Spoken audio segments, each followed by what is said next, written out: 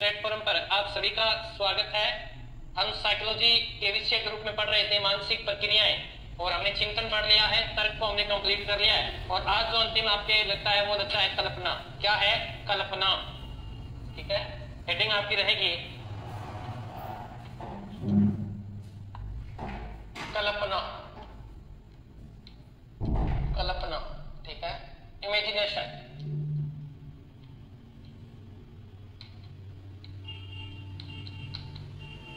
Imagination, ठीक है, कल्पना। तो ध्यान रखना, मानसिक प्रक्रिया में आपको सबसे पहले पूछे कि मानसिक प्रक्रिया का पहला चरण कौन सा है, तो वो तो है चिंतन, सबसे पहला स्टेप। क्योंकि उसमें तो वस्तु सामने होती है, मूर्त होती है, और सबसे अंतिम और जटिल माने तो वो है कल्पना। क्योंकि कल्पना में कोई वस्तु सामने नहीं होती, फिर भी बालक को सोचना होता है, वो आपकी क्या कहलाएगी? कल्पना। यानी मानसिक प्रक्रिया का अगर आप कहते हो कि अंतिम चरण कौन सा है सोचने की प्रक्रिया, वो है कल्पना। कल्पना अमूर्त वस्तुओं पे होती है, कोई घटना नहीं है, फिर भी आप कल्पना कर लेते हो। ठीक है, जैसे आपका सिलेक्शन नहीं हुआ, और सिलेक्शन नहीं होने के उपरांत आपने क्या किया? आपने कुछ समय के लिए इमेजिन कर लिया कि मेरा सिलेक्शन हो गया और मैं इस फलाने स्कूल में टीचर लग गया, और फिर लगने के बाद मैंने एक कार ली, कार पे मैंने बंगला बनाया, और इतना ये सब क्या किया? हकीकत में थी नहीं, फिर भी आपने मूर्त वस्तु नहीं थी, फिर भी आपने क्या कर लिया? अमूर्त के सहारे इतनी बड़ी सोच रखी, अर्थात विचारों को स्थान दिया, ये आपकी क्या कहलाएगी? कल्पना कहलाएगी, अर्थात दिव्य स्वप्न। जो वस्तु हकीकत में, मैं आपको कह दूं कि आपने अमेरिका का कौन सा शहर, न्यूजीलैंड, अमेरिका का कोई शहर का नाम ले लें, ठीक है, न्यूजीलैंड ले लें, ऑस्ट्रेलिया ले लें, क्या आपने देखा है? और आपने देखा ही नहीं हकीकत में मूर्त, परंतु फिर भी आप कल्पना कर रहे हो कि वो ऐसा होता होगा, तो वो भाई सबसे बड़ा आपकी मानसिक प्रक्रिया का चरण होता है। सभी को राधे राधे, जय श्री राम, आशीर्वाद, सत श्री अकाल, अस्सलाम वालेकुम, राम राम, जय हिंद, जय भारत। हाँ जी, गुड इवनिंग। चलिए मनीषा, रजनी, हुक्म, नीतू, सभी को आशीर्वाद बेटा। चलिए हम टॉपिक को स्टार्ट कर रहे हैं। तो समझ में आ गया कल्पना क्या है? मानसिक प्रक्रिया का अंतिम बिंदु है जिसमें वस्तु सामने नहीं होती और बच्चा अमूर्त विचारों के माध्यम से अपनी अभिव्यक्ति करता है। कल्पना को कर लेते हैं। अब कल्पना की आपने लिखनी है डेफिनेशन। तो देखो, किसी अप्रत्यक्ष घटना जो क्या नहीं है, सामने नहीं है, अप्रत्यक्ष, या इसे आप अमूर्त भी बोल सकते हो, तो आपके सामने नहीं है। अप्रत्यक्ष घटना, चरण स्पर्श, आस्था कुमारी, बिल्कुल आपके खूब सारा आशीर्वाद मिला। किसी अप्रत्यक्ष या अमूर्त घटना या बात के बारे में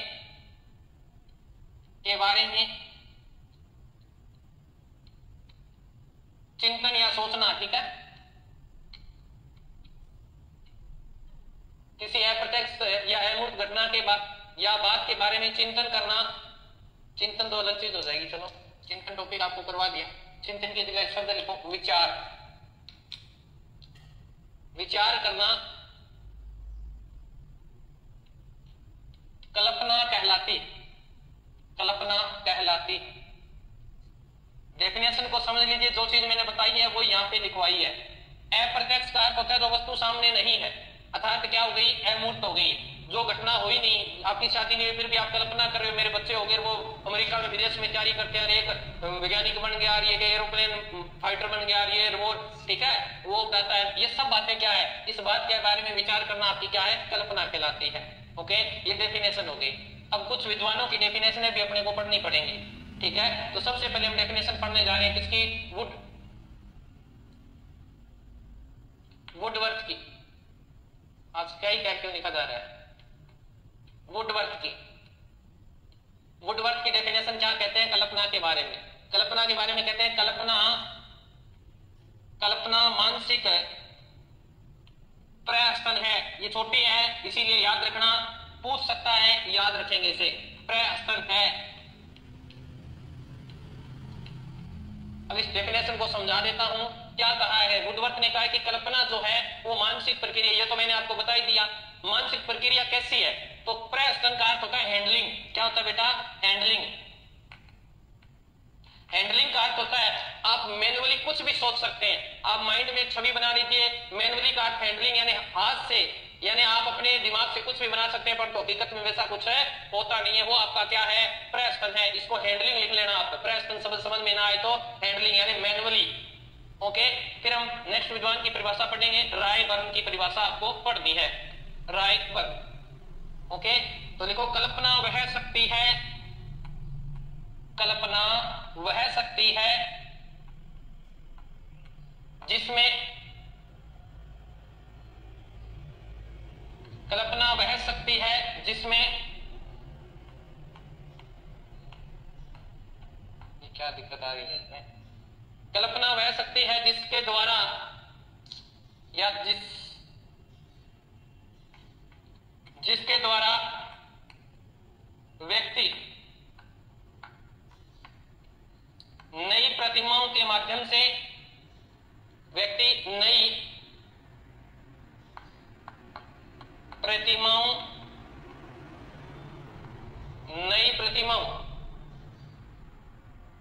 प्रतिमाओं को अपने नए विचार से, अपने नए प्रकार से प्रस्तुत करता है, देखिए क्या लाइन कह दी कि कल्पना वह शक्ति है, कौन सी मानसिक शक्ति है जिसमें क्या करता है, व्यक्ति कोई भी सूचना है, कोई भी जानकारी है, उसे अपने तरीके से, अपने नए प्रकार से क्या करता है, प्रस्तुत करता है। कोई भी इमेज है, कोई भी तस्वीर है, ठीक है ना। तो इसमें आपने आगे लिखना है, नई लाइन से इसी में लिखना है आपने, ये रायबन की लिखवा रहा हूं मैं आपको, यह हमको पूर्व अनुभवों,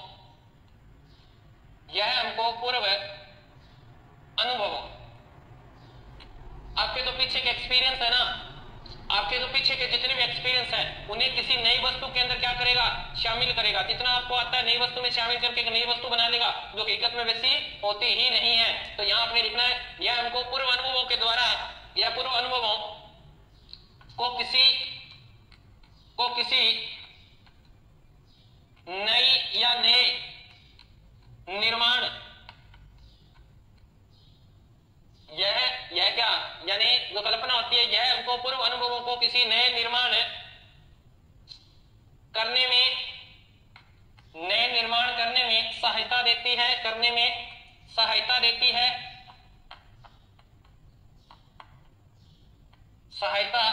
है, उसे हम क्या कहेंगे, कल्पना कहा जाता है। सहायता देती है जो पहले कभी नहीं थी, ऐसे भी लिख सकते हो, जो पहले कभी नहीं थी,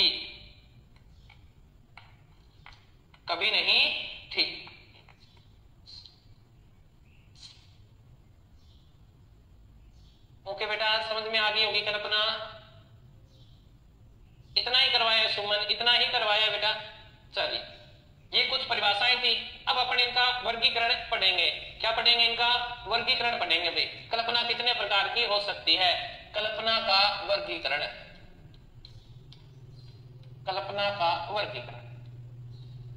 अब एनसीईआरटी के हिसाब से पढ़ेंगे कल्पना का वर्गीकरण, ठीक है। तो कल्पना दो प्रकार से होती है, ठीक है। पुनर्उत्पादन, कौन सी कल्पना? पुनर्उत्पादन कल्पना, और एक होती है उत्पादक कल्पना। ध्यान रखना, जैसे लिखवाया है वैसे ही याद करना है, समझा रहा हूं, लिखना कुछ नहीं है अभी, पहले समझ लीजिए टॉपिक को, फिर आप लिख लीजिएगा, कोई दिक्कत है नहीं है। पुनर्उत्पादक कल्पना क्या होती है? जैसे आपने कोई वस्तु को देखा, आपने हूबहू वैसी की वैसी प्रस्तुत कर दी, ये आपकी क्या है? पुनर्उत्पादन कल्पना है। जैसे मैं दादी नानी जो कहानियां सुनाया करती थी, राजाओं की, परी की, ठीक है, राक्षस की, वो आपको जैसे की तैसी आपने कल्पना कर ली, इमेजिन कर लिया और वैसी की वैसी आपने सुना दी। अर्थात कहने का अर्थ मेरा ये हो गया कि हूबहू वैसी की वैसी सुना देनी, अर्थात हूबहू वैसे का वैसा विचार अपना लेना, अर्थात वो प्रस्तुत कर देना, आपकी क्या कहलाएगी? कौन सी कल्पना? पुनर्उत्पादन कल्पना कहलाएगी। फिर आती है उत्पादक कल्पना, ये बहुत हार्ड होती है। इसमें क्या है, आपके पास कुछ तथ्य हैं, आपने कल्पना करके कुछ तथ्य हैं, उस तथ्यों में आप अपने पास से क्या करते हो? अपने पास से क्या करते हो? कुछ चीजों को मिक्स कर देते हो, फिर उसके आधार पे आप क्या करते हो? कल्पना करते हो। तो यहां कौन सी आएगी? उत्पादक कल्पना आएगी। या बालक खुद इंक्लूड है इसके अंदर, बालक शामिल है, बालक अपने माइंड में सोचता है कि मैं ये चीज कर दूंगा, इसमें ये चीजें परिवर्तन कर दूंगा, ठीक है। ओके बेटा, तो ये आपको समझ में आनी चाहिए, दो प्रकार की कल्पनाएं होती हैं। अब ये कहना चाहूं मैं कि इसको और क्या नाम दूं, तो पुनरुत्पादन कल्पना को हम और नाम भी दे सकते हैं। हूबहू की बात कर रहे हैं मतलब इसे मैं मेमोरी भी कह सकते हैं, स्मृति कह सकते हैं। आप वैसे का वैसा प्रस्तुत कर रहे हो तो इसे क्या कह देंगे, स्मृति कह देंगे, परंतु स्मृति आपके टॉपिक में नहीं है। तो कल्पना का अर्थ दो प्रकार की होती है गुरुजी, एक तो हूबहू जो होती है, एक तो जो हूबहू होती है यानी नकल जो होती है, जैसी की तैसी वैसी की वैसी प्रस्तुत कर देना, अर्थात मेमोरी ने याददाश्त ने जो चीज धारण की हुई है उसको वैसे का वैसा हम प्रस्तुत कर देंगे। ये तो आपका क्या कहलाएगी, पुनरुत्पादन कल्पना कहलाएगी। जो सीखा हुआ ज्ञान हमने कुछ उसमें मिक्स नहीं किया, अपने पास से कोई विचार नहीं लगाया, वो पुनरुत्पादन कल्पना, और जिसमें अपने पास से हम चीजों को इंक्लूड कर देते हैं वो आपकी कौन सी कहलाएगी, उत्पादक कल्पना कहलाएगी। मेरे प्यारे बच्चों, मेरे प्यारे शायरों, लिख लीजिए। अब लिखिए आप, अब हेडिंग लगानी है आपने कल्पना का वर्गीकरण, कल्पना का वर्गीकरण, और यहां लिखना है मैकडूगल का वर्गीकरण। किसका करवा रहा हूं मेरे प्यारे बच्चों, मैकडूगल का वर्गीकरण करवा रहा हूं, मैकडूगल का वर्गीकरण। लिख लिया आपने, क्या लिखा, कल्पना का वर्गीकरण, हेडिंग लगा दी। फिर मैं करवा रहा हूं किसका, मैकडूगल का वर्गीकरण, और फिर आपने लिखना है कि मैकडूगल के अनुसार दो प्रकार की कल्पनाएं होती हैं। लिखिए, मैकडूगल के अनुसार दो प्रकार की कल्पनाएं होती हैं। एक में आपने लिखना है पुनरुत्पादन कल्पना और दूसरी में लिखनी है उत्पादक कल्पना। लिखिए बेटा, पुनरुत्पादन कल्पना लिख लिया।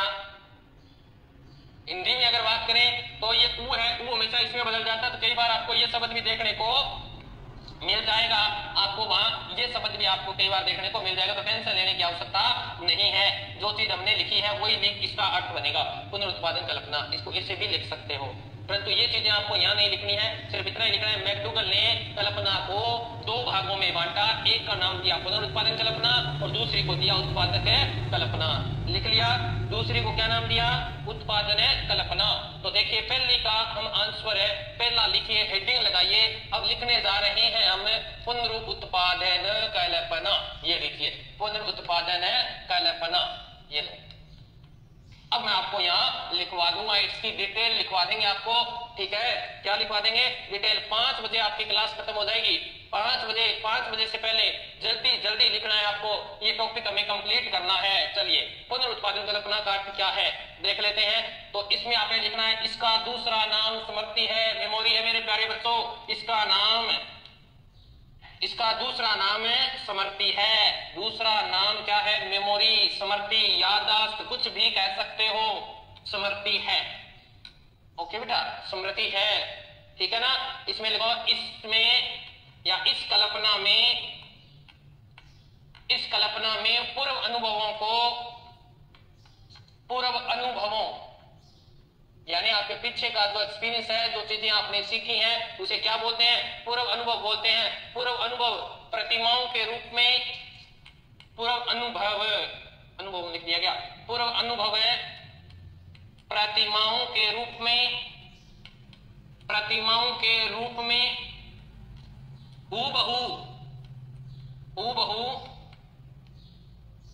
हूबहू उपस्थित है, हूबहू हमारे सामने या हमारे समक्ष उपस्थित होते हैं,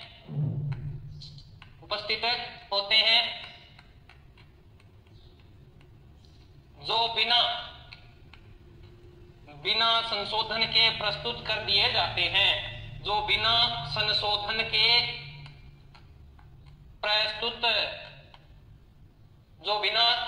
के प्रस्तुत कर दिए जाते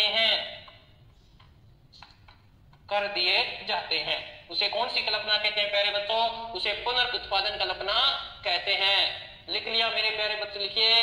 हाँ सर लिख लिया, वाह भाई वाह, बहुत ही बढ़िया बात है, लिख लिया है। तो चलिए नेक्स्ट हम दूसरा, अगर आपने ये लिख लिया है तो हम दूसरा लिखते हैं। 2 नंबर लगा के लिखो बेटा, 2 नंबर आपने लिखना है उत्पादक कल्पना। क्या लिखेंगे, उत्पादक कल्पना। और उत्पादक होता है, इसमें व्यक्ति की खुद की भूमिका भी रहती है। क्या लिखोगे, इसमें व्यक्ति की खुद की भूमिका रहती है। तो इसमें आपने लिखना है, इस कल्पना में व्यक्ति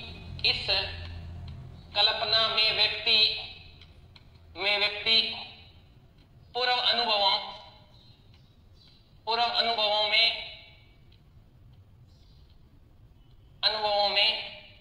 अपने नवीन विचार या नवीन विचारों को शामिल करता है, अपने नवीन विचारों को शामिल कर नवीनता उत्पन्न करता है, नवीनता उत्पन्न करता है। बता दिया पहले वाले में अपने विचार शामिल नहीं करता, हूं वो करता है, परंतु इस बारे में मेरे प्यारे बच्चों क्या कर रहा है वो, इसमें क्या कर रहा है, इसमें अपने पास से कुछ चीजों को मिक्स कर रहा है। अर्थात ये कौन सी है, उत्पादक प्रोडक्ट है, रिप्रोडक्ट नहीं है। यानी ये प्रोडक्ट है, याद रखना पहले क्या आएगी, रिप्रोडक्ट आएगी। तो इसमें आपने लिखना है इस कल्पना में रचनात्मक। अब ध्यान रखना, यहां शब्द मैं कुछ अलग लिखवाने जा रहा हूं। रचनात्मक का अर्थ मेरे प्यारे बच्चों क्या होता है, रचनात्मक का अर्थ होता है भौतिक, क्या होता है, भौतिक परिवर्तन।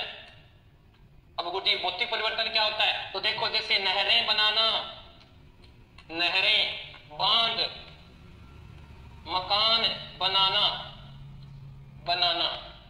एक शब्द आया है, यहां समझाने का प्रयास आपको कर रहा हूं, ठीक है। रचनात्मक व सृजनात्मक, दोनों शब्द देखने में आपको एक जैसे लगते हैं, इसीलिए यहां पर सृजनात्मक ब्रैकेट शुरू करेंगे, रेड से लिखेंगे। सृजनात्मकता में क्या होता है, अमूर्त होता है, ठीक है। ये मूर्त हो गया, भौतिक परिवर्तन होता है, ये मानसिक होता है, ठीक है, मानसिक। कैसे सृजनात्मकता में, जैसे आपने कोई कविता लिख दी, कोई नाटक लिख दिया, कोई फिल्म लिख दी, ये मूर्त रूप में सामने नहीं आएंगी। जिस प्रकार बिल्डिंग दिखाई देती है वैसे दिखाई नहीं देती, ठीक है। तो सृजनात्मक, ये चीजें नोट करने वाली है, आपको याद रखने वाली चीजें हैं, ठीक है। इस कल्पना में रचनात्मक व सृजनात्मक कार्यों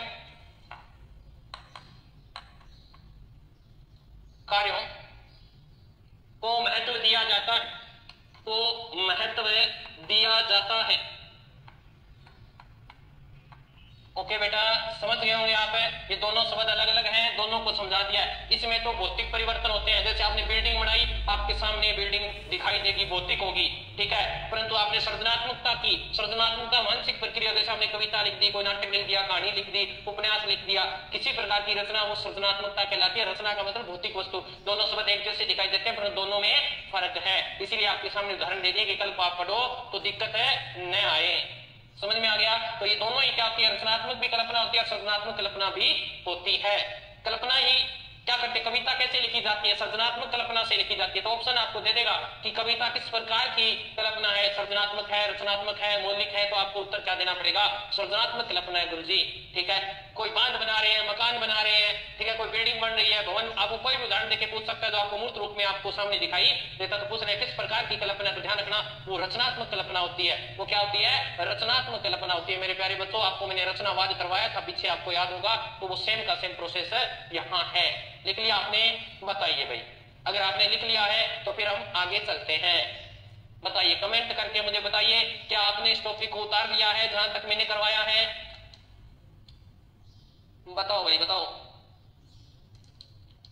बताइए, यहां तक आपने कर लिया होगा। बताइए प्यारे बच्चों, आपने उतार लिया क्या यहां तक है? बिल्कुल। परवीना डॉक्टर एक गुरुजी हमारे समझ में आ गया, बहुत बहुत बधाई हो, आपको समझ में आ गया। चलिए अब हम बात करेंगे चिंतन और कल्पना के अंतर की। गुरुजी दोनों चीजें क्या है, दोनों में अंतर है बेटा। चिंतन व कल्पना में क्या है, ये लिख देता हूं, चिंतन व कल्पना में अंतर,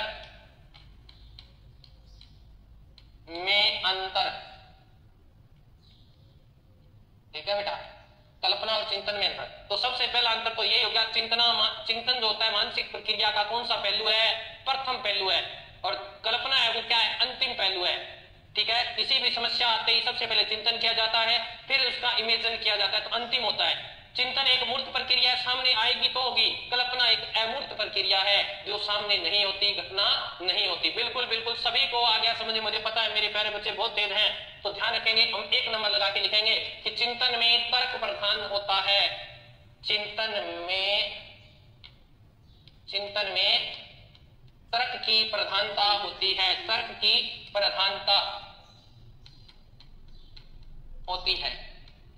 तर्क कैसे भाई गुरुजी, तर्क क्या होता है? तो मैंने कल बताया था, तर्क टॉपिक रहा है, तर्क होता है क्या, क्यों, कैसे, ठीक है। परंतु कल्पना में इसकी आवश्यकता नहीं। आप चिंतन कर रहे हो, ठीक है, चिंतन का अर्थ है कोई वस्तु सामने है, आप उसका देखोगे इसको मैं कैसे सॉल्व करूं, इसको मैं पेचकस से खोल लेता। आपका जैसे पंखा खराब हो गया, खराब समस्या आई, चिंतन कर गया, इसको कैसे करें, इसको पेचकस ले आते हैं, प्लास ले आते हैं, इसको खोल लेते हैं ना, इसको फिर मिस्त्री के बाद लेकर जाते। आपका चिंतन है, एक तर्क है, कर्म है। और कल्पना में कुछ भी कर्म नहीं है, कर्मबद्धता का भाव होता है। कल्पना में जैसे आपका पंखा खराब हुआ, आप छोड़ दोगे, पंखा सीधा पहुंच गया किसके पास है, मिस्त्री के पास। सोचने लग गए भाई मिस्त्री यार तो ये पंखा रखने मेरे को तो ऐसी दे दे, ये लो भाई, ये कर कोई कर्म नहीं, खोला ही नहीं, कुछ भी नहीं किया, और ठीक है। सुनीता करिए सर आपने कहां से सीखी, क्या कहां से सीखी है बेटा? अच्छा राइटिंग की बात कर रहे हो, ठीक है बेटा। चिंतन में तर्क की प्रधानता होती है, कल्पना में तर्क का अभाव होता है। लिखो, कल्पना में तर्क का अभाव होता है, तर्क का अभाव, तर्क का अभाव होता है, दिख रहा है ना, तर्क का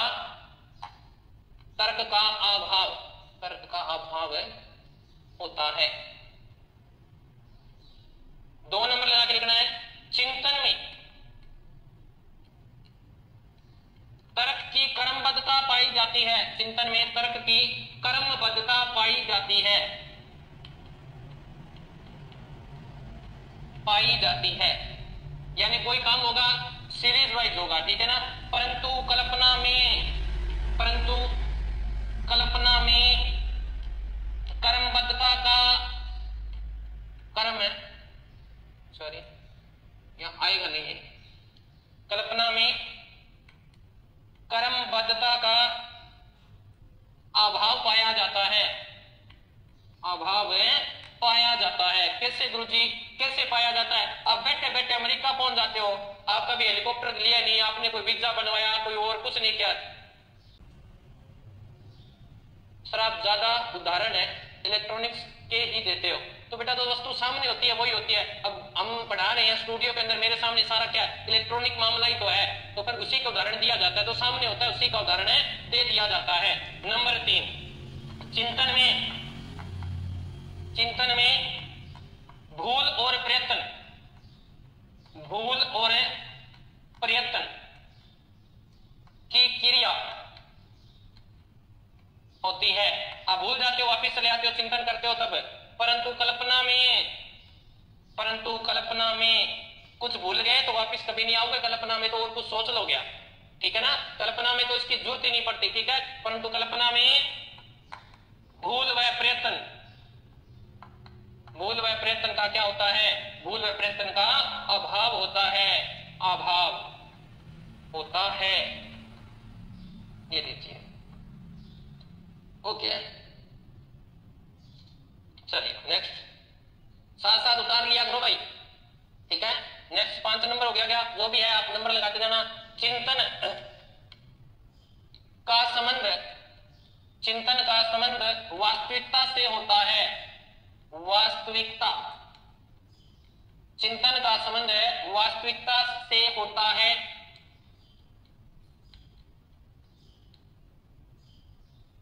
जबकि कल्पना का संबंध,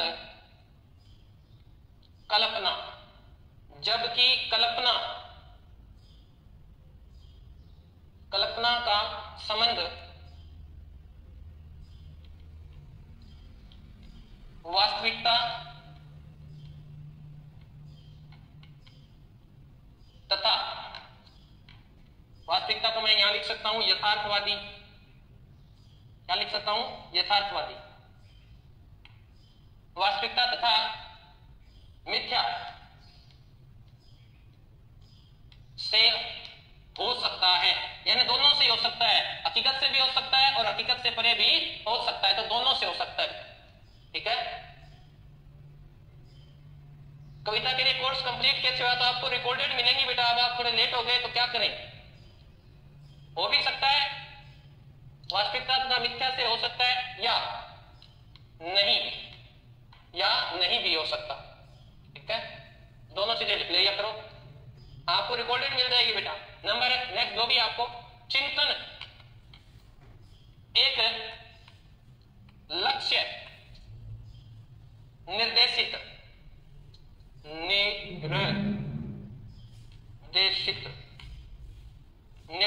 ब्रेक में निकलना अभिप्रेरित लक्ष्य निर्देशित या विपरीत व्यवहार है, यानी चिंतन का कोई लक्ष्य होगा, कोई ना कोई उद्देश्य होता, जबकि कल्पना बिना लक्ष्य के भी हो सकती है। जबकि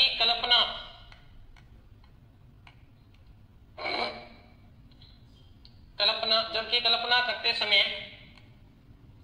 समय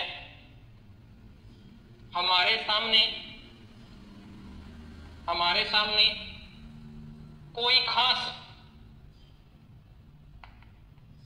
लक्ष्य या उद्देश्य नहीं होता।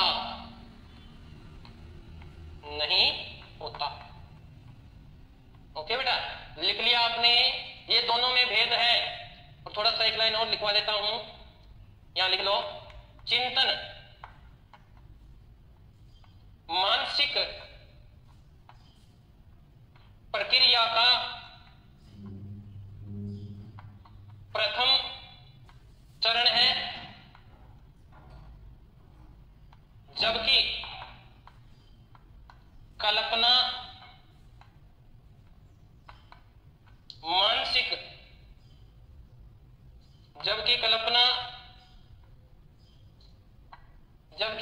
मानसिक प्रक्रिया का अंतिम चरण है। क्यों भाई, ऐसा क्यों हुआ? क्योंकि चिंतन तो क्या होता है बेटा? मूर्त होता है। चिंतन क्या होता है? मूर्त रूप में होता है, वस्तु सामने होगी, ठीक है, मूर्त रूप में पीछे करवाया। और कल्पना क्या होती है? अमूर्त रूप में होती है। कल्पना अमूर्त रूप में होती है, ठीक है। ये बात आपको वैसे ही बताई है मैंने, लिखना चाहो तो लिख लीजिएगा। लिख लिया क्या सभी ने? लिख लिया होगा? चलिए सर पीछे वाली स्लाइड दिखा दो। दिखा देंगे, रिपीट करवा देंगे, टेंशन क्यों ले रहे हो आप? लिखिए। अब आपको लिखना है कल्पना का शिक्षा में क्या महत्व है, यानी शैक्षिक महत्व लिखना है बेटा। शिक्षा में क्या महत्व है किसका? कल्पना का। भाई कल्पना का शिक्षा में क्या महत्व है? तो देखो, नंबर 1, कल्पना बालक को वर्तमान अनुभवों से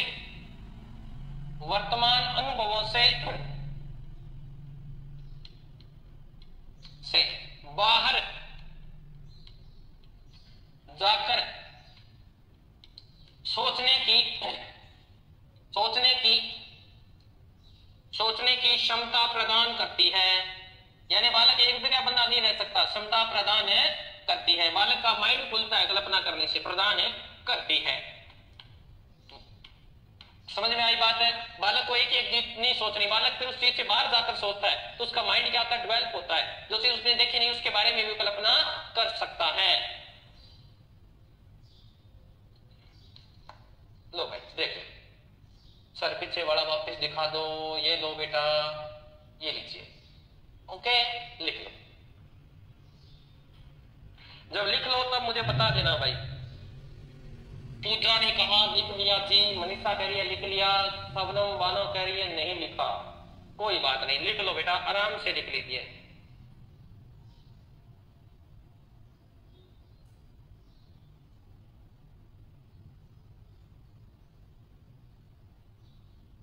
दर्शना चौधरी, कल आपका स्टार्ट हो जाएगा बेटा एनसीएफ और आरटी 2009, कल स्टार्ट करवाएंगे। तो 5वीं यूनिट जो है वो आपकी कल स्टार्ट करवा देंगे। उसमें आपका मापन, मूल्यांकन, आंकलन जो है वो सारे के सारे अपने आप उसके अंदर हो जाएंगे। ये आपने लिख लिया क्या इतना?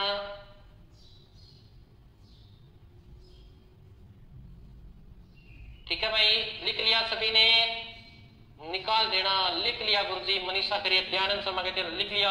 वाह भाई मेरे शायरों, लिख लिया तो यहां लिखो। फिर शैक्षिक में तो आपने 1 नंबर लिखा।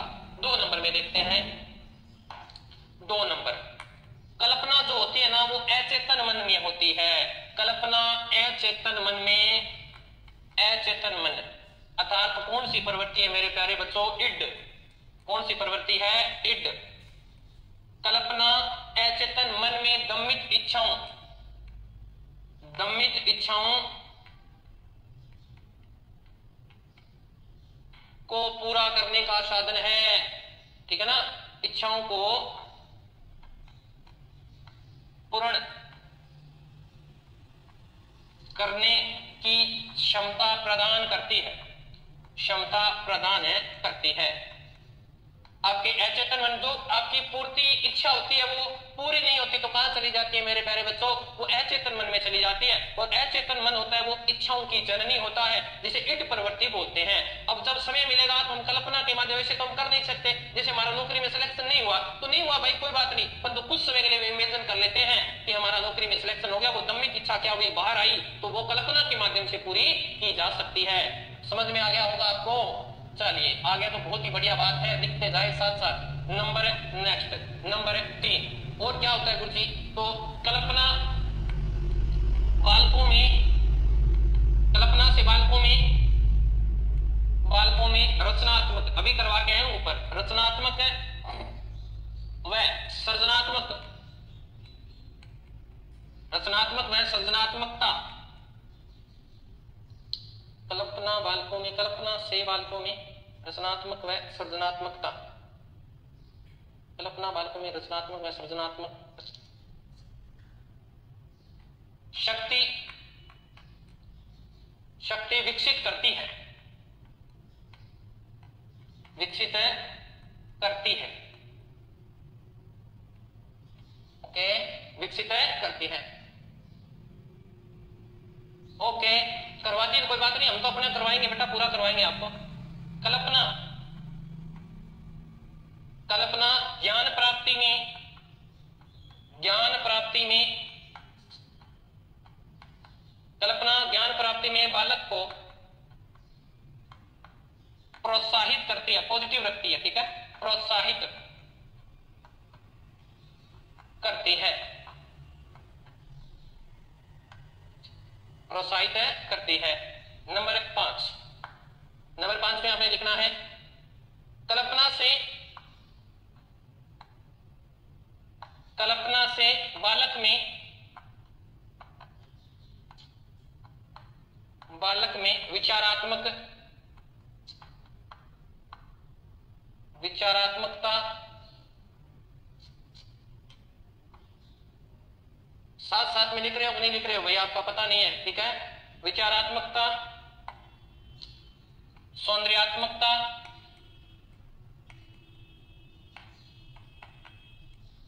क्रियात्मकता, क्रिएटिविटी। ठीक है ना? ये कट गया होगा ना, क्रियात्मकता। ठीक है, कल्पना से बालक में विचारात्मकता, सौंदर्यात्मकता और कल्पनात्मकता, कला व मन तरंग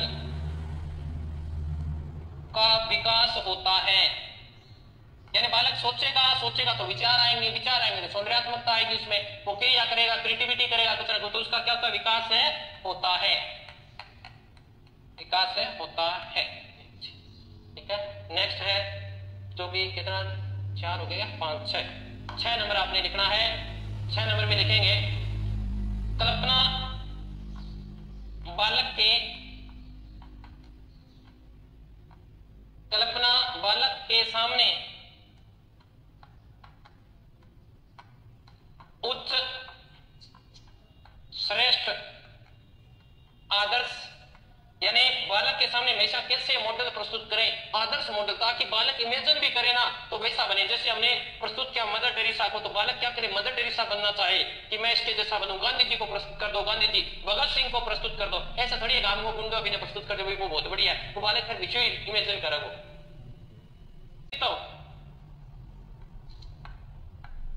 व्यक्तित्व के चित्र,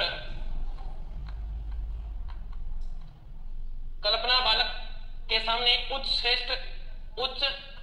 श्रेष्ठ, आदर्श व्यक्तित्व के चित्र उपस्थित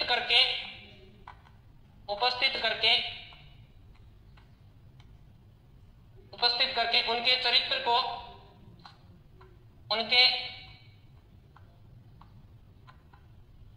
उनके चरित्र क्या करें सर, कंप्लीट होने पर रिकॉर्डेड क्लासेस बिल्कुल मिलेगी बेटा, बिल्कुल मिलेगी, टेंशन क्यों रहे हो। उनके चरित्रता व नैतिक विकास भी करती है। ये परिभाषा किसकी है, रायबर्न की परिभाषा है, ये लिख लीजिएगा, रायबर्न। ये लीजिए भाई, आपका टॉपिक हो गया कंप्लीट। ये टॉपिक हुआ आपका कंप्लीट, समझ में आ गया होगा। कल्पना तो रिपीट कर देते हैं, 1 मिनट में हम रिपीट करेंगे इस टॉपिक को, 1 ही मिनट में रिपोर्ट कर देंगे, ज्यादा बड़ा टॉपिक नहीं था। यहां से हमने स्टार्ट किया था प्यारे बच्चों, यहां से स्टार्ट हुआ था टॉपिक अपना, यहां से स्टार्ट हुआ था कल्पना। और कल्पना क्या है, किसी अप्रत्यक्ष घटना के बारे में क्या करना, विचार करना कल्पना है। वुडवर्थ ने इसे मानसिक प्रयासन कहा है। रायबर्न ने पूरी परिभाषा दी कि व्यक्ति के सामने वस्तु नहीं होती, उसके बारे में इमेजिन करता है, अपने पूर्व अनुभवों में संशोधन करता हुआ आगे बढ़ता है। ये था अपना टॉपिक। उसके बाद में हमने पढ़ा था कि कल्पना का वर्गीकरण मैकडूगल ने 2 प्रकार से किया है। आपकी एनसीईआरटी में 2 ही प्रकार बताए गए हैं। एक होती है पुनर्उत्पादन कल्पना, जो होती है हूबहू अपने किसी भी विचार में संशोधन नहीं करना, और उत्पादक कल्पना होती है, इसमें व्यक्ति अपने पास से अनुभवों को इंक्लूड कर देता है, अर्थात उसमें क्या करता है, संशोधन कर देता है। प्यारे बच्चों, फिर हमने इस कल्पना के बारे में पढ़ा था, इस पुनरुत्पादन कल्पना को हम समर्थी नाम भी दे सकते हैं, अर्थात जैसा हमने सीखा है, जैसे हमने कोई कहानी सुनी थी वैसी की वैसी प्रस्तुत कर देनी बिना संशोधन के, वो क्या कहलाएगी, आपकी पुनरुत्पादन कल्पना कहलाएगी। फिर हमने 2 नंबर पे पढ़ा था उत्पादक कल्पना। इस कल्पना में पूर्व अनुभवों में बालक अपने नए विचारों को क्या करता है, इंक्लूड करता है, जिससे बालक में रचनात्मकता आती है। रचनात्मकता का हमने भौतिक पढ़ा था, यानी बांध उनका निर्माण करना, एक सृजनात्मकता आती है जो दिखाई नहीं देती, जैसे कविता है, नाटक है, फिल्म है। बिल्कुल पहली स्लाइड निकाल देना, लास्ट में निकाल देंगे भाई, निकाल देंगे, टेंशन क्यों ले रहे हो। फिर कल्पना में अंतर, तो चिंतन में तर्क होता है और कल्पना में तर्क नहीं होता। चिंतन में तर्क की क्रमबद्धता होती है, कल्पना में तर्क की क्रमबद्धता नहीं होती। चिंतन में भूल और प्रयत्न से सीखा जा सकता है, परंतु कल्पना में कोई भी भूल प्रयत्न नहीं होता, वापस नहीं लौटा, वो कल्पना को आगे से आगे बढ़ता जाएगा। नेक्स्ट फिर देखें, चिंतन का संबंध वास्तविकता से होता है, जबकि कल्पना का संबंध वास्तविकता और मिथ्या दोनों से हो सकता है और नहीं भी हो सकता है चिंतन आपके सामने, उससे भी करो और नहीं भी करो। चिंतन एक क्या होता है, लक्ष्य निर्देशित अभिप्रेरित व्यवहार होता है, परंतु कल्पना कोई लक्ष्य निर्देशित व्यवहार नहीं होती। जी में आया वहीं पर कल्पना करनी प्रारंभ कर दी, इसका कोई खास उद्देश्य नहीं होता। चिंतन मानसिक प्रक्रिया का प्रथम चरण है, जबकि कल्पना मानसिक प्रक्रिया का अंतिम चरण है, क्योंकि चिंतन एक मूर्त वस्तु से स्टार्ट होता है और कल्पना एक अमूर्त वस्तु से भी स्टार्ट होती है। ये प्रश्न आपको यहाँ से करवाया था। फिर हमने इसके बाद की बात की थी, ये देखिए हमने बात की थी शिक्षा में क्या महत्व है। शिक्षा में कल्पना करने से बालक में क्या होती है, बुद्धि का विकास होता है। जो चीज सही नहीं है फिर भी वो अपनी सीमा से बाहर जाकर सोचता है, तो बालक में विचारात्मकता शक्ति आती है। कल्पना अचेतन मन में दबी जो इच्छाएं हैं उनको पूर्ण करती है, कुछ समय के लिए हमें सुख का अनुभव प्रदान करती है, जो हमारे ईड के अंदर ईड प्रवृत्ति यानी अचेतन मन की बात है ये थी। कल्पना से रचनात्मक और सृजनात्मक कार्य में क्या आती है, वृद्धि होती है। कल्पना बालक को क्या करती है, प्रोत्साहित करती है कि तुम ऐसा कर सकते हो।